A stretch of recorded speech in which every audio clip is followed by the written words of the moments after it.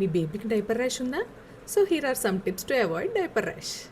Hello everyone, this is doctor Tejashri, paediatrician, and welcome to doctor couple. So నార్మల్గా newborn బేబీస్కి diapers వేయకపోవడమే చాలా మంచిది.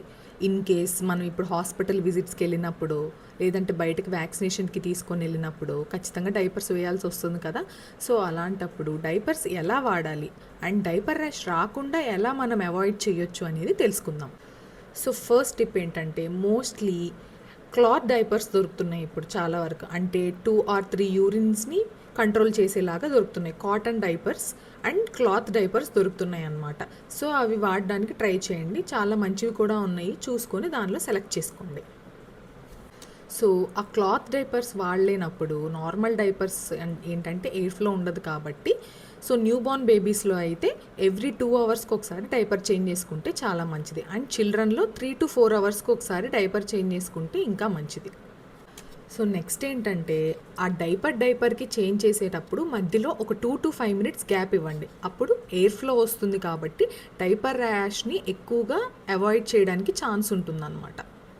అండ్ డైపర్ యూస్ చేస్తున్నప్పుడు ఖచ్చితంగా మధ్యలో చెక్ చేస్తూ ఉండండి. ఒకవేళ ఇన్ కేస్ ఏమన్నా బేబీ మోషన్ పాస్ చేస్తే దానిలోనే ఉంచడం వల్ల ఏంటి అంటే, ఆ మోషన్ పార్టికల్స్ అనేవి వాళ్ళ స్కిన్కి సెన్సిటివ్గా ఉంటుంది కాబట్టి అవి స్కిన్కి తగిలి వాటి వల్ల రియాక్షన్ వచ్చి ర్యాష్ లాగా రావచ్చు. సో బేబీకి డైపర్ వాడుతున్నప్పుడు ఖచ్చితంగా చెక్ చేసుకుంటూ ఉండండి, బేబీ మోషన్ పాస్ చేసిందా లేదా అని చెప్పి.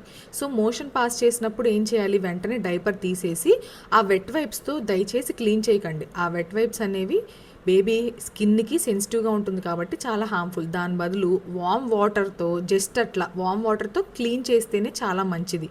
లేదంటే ఒక వీలు లేకపోతే డైరెక్ట్గా వాష్ చేయడానికి ఆ సాఫ్ట్ కాటన్ క్లాత్తో జస్ట్ వైప్ చేయండి. మళ్ళీ గట్టిగా రుద్దిన దానివల్ల కూడా ర్యాష్ రావచ్చు.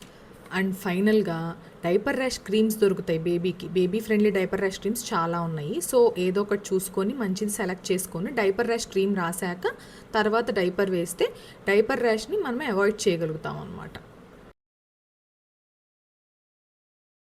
For more such content please like, share and subscribe to doctor couple.